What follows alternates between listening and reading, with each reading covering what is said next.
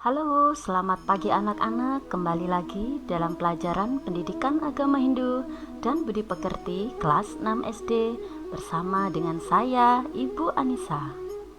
Anak-anak jangan lupa untuk beri like, tulis komen, dan subscribe video pembelajaran ini ya.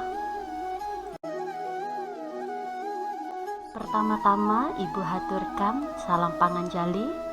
Om Swastiastu.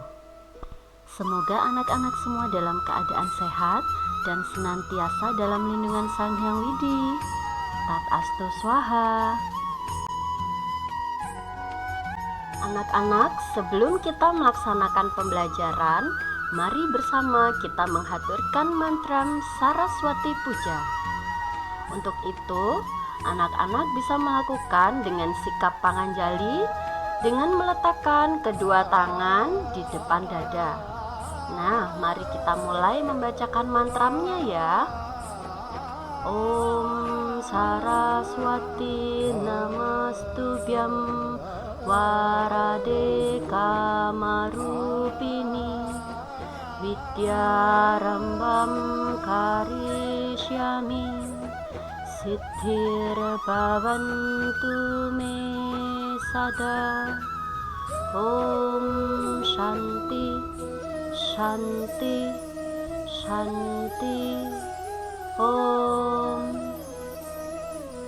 Oh Saraswati, salutation for you, giver of boons, fulfiller of desires. I am going to start my study. May success be mine always.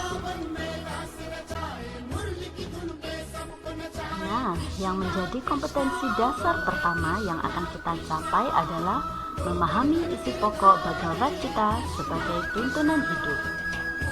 Dalam pertemuan 2 kali ini, kita akan membahas tentang isi dari Bhagavad Gita sebagai tuntunan hidup. Dan yang menjadi tujuan pembelajaran pada hari ini adalah anak-anak dapat menyebutkan 18 bab Bhagavad Gita. Masih ingatkah anak-anak dengan pembelajaran pada minggu lalu? Ayo, ada yang masih ingat? Baiklah, kita akan sedikit membahas tentang pembelajaran pada minggu lalu. Pada minggu lalu, kita membahas tentang apa itu Bhagavad Gita.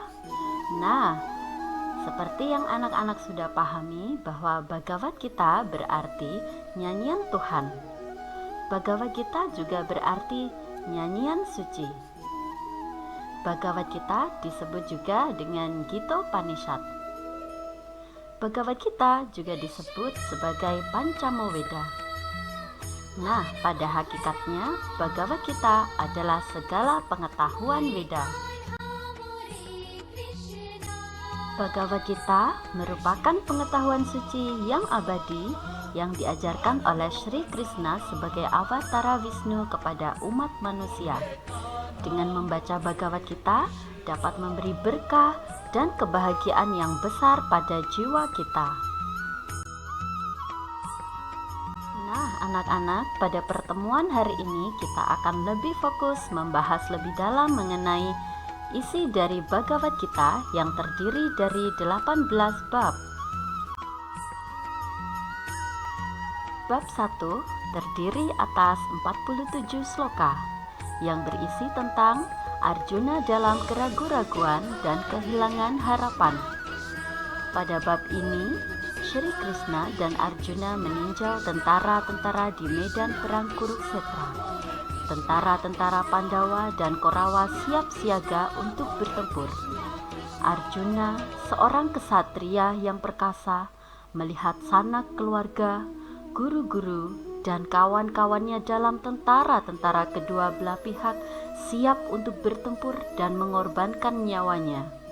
Di sana, Arjuna tergugah kenestapaan dan rasa kasih sayang, sehingga kekuatannya menjadi lemah, pikirannya bingung, dan dia tidak dapat bertabah hati untuk bertempur. Kita lanjutkan pada bab kedua yang terdiri dari 72 sloka yang berisi tentang teori Samkhya dan pelaksanaan yoga. Di sini Arjuna menyerahkan diri sebagai murid kepada Sri Krishna. Kemudian Krishna memulai pelajarannya kepada Arjuna dengan menjelaskan perbedaan pokok antara badan jasmani yang bersifat sementara dan sang roh yang bersifat kekal. Selanjutnya adalah bab ketiga yang terdiri dari 43 sloka yang berisi tentang karma yoga. Di sini dijelaskan bahwa seseorang dapat dibebaskan dari hukum karma dan mencapai pengetahuan rohani tentang Atman dan Brahman dengan cara bertindak untuk memuaskan Sang Hyang Widi tanpa mementingkan diri sendiri. Nah, pada bab keempat terdiri dari 42 sloka yang berisi tentang jalannya pengetahuan. Dijelaskan bahwa pengetahuan rohani tentang Atman, Brahman, dan hubungan antara Atman dengan Brahman menyucikan dan membebaskan diri manusia. Pengetahuan seperti itu adalah hasil perbuatan bakti tanpa mementingkan diri sendiri atau disebut karma yoga. Sri Krishna menjelaskan sejarah Bhagavad Gita sejak zaman purbakala, tujuan dan makna beliau ketika menjelma ke dunia material, serta pentingnya mendekati seorang guru kerohanian yang sudah insyaf akan dirinya. Bab 5 terdiri atas 29 sloka yang berisi tentang melepaskan diri dari ikatan. Di sini dijelaskan bahwa orang bijaksana yang sudah disucikan oleh api pengetahuan rohani secara lahiriah melakukan segala kegiatan, tetapi melepaskan ikatan terhadap hasil perbuatan dalam hatinya. Dengan demikian, orang bijaksana dapat mencapai kedamaian, ketidakterikatan, kesabaran, penglihatan rohani, dan kebahagiaan. Bab 6 terdiri atas 47 sloka yang berisi tentang yoga yang sejati. Di sini dijelaskan bahwa Astanga Yoga yang merupakan jenis latihan meditasi lahiriah, pengendalian pikiran dan indera-indera yang memusatkan perhatian kepada Paraman atau roh utama yang bersemayam di dalam hati. Astanga Yoga terdiri dari 8 tahapan yoga, yaitu Yama, Niyama, Asana, Pranayama, Pratyahara, Dharana, Dhyana, dan Samadhi. Pada bab ketujuh terdiri atas 30 sloka yang berisi tentang Sang Hyang Widi dan segala ciptaannya. Di sini dijelaskan bahwa Sri Krishna adalah kepribadian yang paling utama, penyebab yang paling utama, dan kekuatan yang memelihara segala sesuatu, baik itu material maupun rohani. Roh-roh yang sudah maju menyerahkan diri kepada Krishna dalam pengabdian suci bakti, sedangkan roh yang tidak saleh mengalihkan pikirannya kepada objek-objek sesembahan yang lain. Kita lanjutkan dengan bab yang ke-8 yang terdiri atas 28 sloka yang berisi tentang jalannya evolusi dari kosmos. Di sini dijelaskan bahwa seseorang dapat mencapai tempat tinggal Krishna, kepribadian yang paling utama di luar dunia material, dengan cara ingat kepada Sri Krishna dalam bakti semasa hidupnya dan khususnya pada saat ia meninggal. Nah, pada bab ke-9 terdiri atas 34 sloka yang berisi tentang Sang Hyang Widi yang melebihi ciptaannya. Di sini dijelaskan bahwa Sang Hyang Widi adalah tujuan tertinggi dari kegiatan sembahyang. Atman mempunyai hubungan yang kekal dengan Brahman melalui pengabdian suci, bakti yang bersifat rohani. Dengan menghidupkan kembali bakti yang murni, seseorang dapat kembali kepada Sang Hyang Widiwasa di alam rohani. Bab 10 terdiri atas 42 sloka yang berisi tentang Sang Hyang Widi adalah sumber dari segalanya. Di sini dijelaskan bahwa segala fenomena ajaib yang memperlihatkan kekuatan, keindahan, sifat agung atau mulia, baik di dunia material maupun di dunia rohani, tidak lain daripada perwujudan sebagai tenaga-tenaga dan kehebatan rohani Sang Hyang Widiwasa, sebagai sebab utama segala sebab, serta sandaran dan hakikat segala sesuatu. Sang Hyang Widi adalah tujuan sembahyang tertinggi bagi para makhluk. Kita lanjutkan dengan bab 11 yang terdiri atas 55 sloka yang berisi tentang pertanyaan Arjuna kepada Sri Krishna. Di sini Sri Krishna menganugerahkan penglihatan rohani kepada Arjuna. Sri Krishna memperlihatkan bentuknya yang tidak terhingga dan mengagumkan sebagai alam semesta. Dengan cara demikian, Sri Krishna membuktikan secara meyakinkan identitasnya sebagai Yang Maha Kuasa.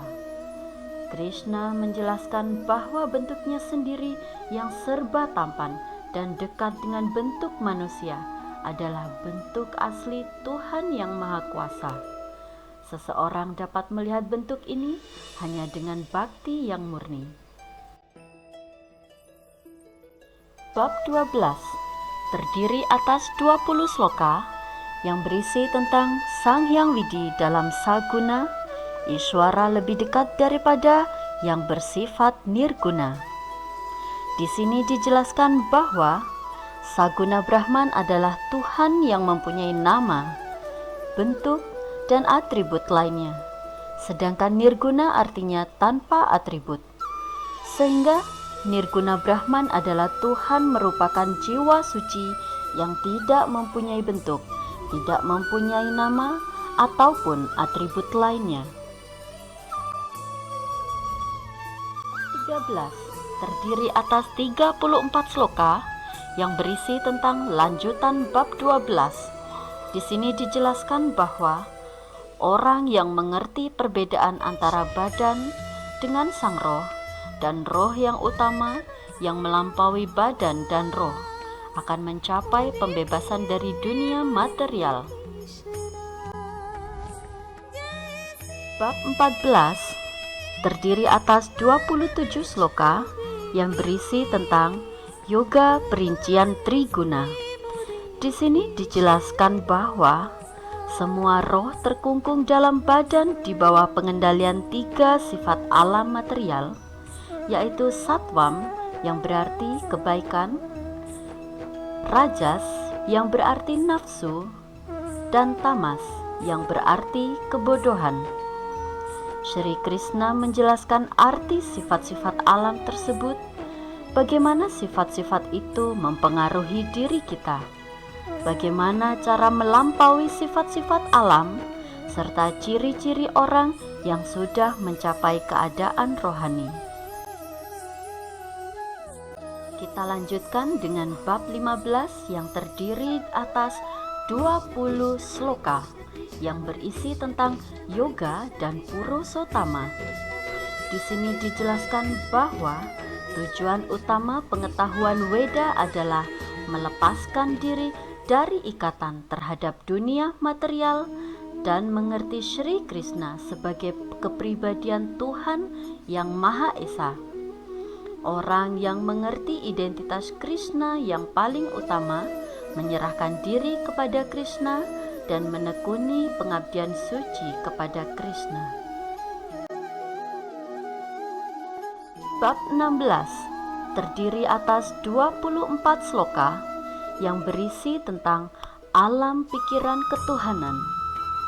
Orang-orang yang mempunyai sifat-sifat jahat dan hidup sesuka hatinya tanpa mengikuti peraturan kitab suci, dilahirkan dalam kehidupan yang lebih rendah dan diikat lebih lanjut secara material. Tetapi orang yang memiliki sifat-sifat suci dan hidup secara teratur dengan mematuhi kekuasaan kitab suci, berangsur-angsur mencapai kesempurnaan rohani. Bab 17 yang terdiri atas 28 sloka yang berisi tentang triguna dalam fenomena keagamaan. Di sini dijelaskan bahwa ada 3 jenis keyakinan yang masing-masing berkembang dari salah satu di antara 3 sifat alam. Perbuatan yang dilakukan oleh orang yang keyakinannya bersifat nafsu dan kebodohan hanya membuahkan hasil material yang bersifat sementara. Sedangkan perbuatan yang dilakukan dalam sifat kebaikan menurut kitab suci menyucikan hati dan membawa seseorang sampai tingkat keyakinan murni terhadap Sri Krishna dan bakti kepada Krishna. Bab 18 yang merupakan bab terakhir dalam Bhagavad Gita terdiri atas 78 sloka yang berisi tentang kesimpulan. Di sini Sri Krishna menjelaskan arti pelepasan ikatan dan efek dari sifat-sifat alam terhadap kesadaran dan kegiatan manusia. Sri Krishna menjelaskan keinsyafan Brahman, kemuliaan Bhagavad Gita, dan kesimpulan utama Bhagavad Gita. Jalan kerohanian tertinggi berarti menyerahkan diri sepenuhnya tanpa syarat dalam cinta bakti kepada Sri Krishna. Jalan ini membebaskan seseorang dari segala dosa, membawa dirinya sampai pembebasan sepenuhnya dari kebodohan, dan kemungkinan ia kembali ke tempat tinggal rohani Sri Krishna yang kekal. Baiklah anak-anak, yang menjadi kesimpulan pada pembelajaran hari ini adalah 1. Kitab suci Bhagavad Gita merupakan Weda yang kelima yang disebut dengan Pancamu Weda. 2. Kitab suci Bhagavad Gita diturunkan langsung oleh Sri Krishna kepada Arjuna di medan perang Kurukshetra. 3. Kitab suci Bhagavad Gita berisi 18 bab. 4. Sebagai umat Hindu, kita hendaknya dapat dengan disiplin mengamalkan isi kitab Bhagavad Gita dalam kehidupan sehari-hari, karena dari isi sloka-sloka yang terdapat dalam kitab Bhagavad Gita ini banyak mengandung makna yang dapat kita jadikan tuntunan hidup. Nah, anak-anak, yang menjadi tugas pada pertemuan hari ini yaitu 1. Anak-anak silakan menyebutkan 18 bab Bhagavad Gita yang dibuat dalam bentuk video. 2. Anak-anak dapat mengutip 1 sloka pada masing-masing bab kitab suci Bhagavad Gita. Tuliskan sloka-sloka tersebut di buku tulis. Dan untuk ayah dan bunda, mohon membantu anak-anak dalam membuat report dengan cara mendokumentasikan anak-anak ketika sedang mengerjakan tugas. Anak-anak, demikian materi pembelajaran yang dapat Ibu sampaikan. Untuk itu, Ibu ucapkan thank you for attending. Dan Ibu tutup pembelajaran hari ini dengan Paramasanti. Om Shanti Shanti Shanti Om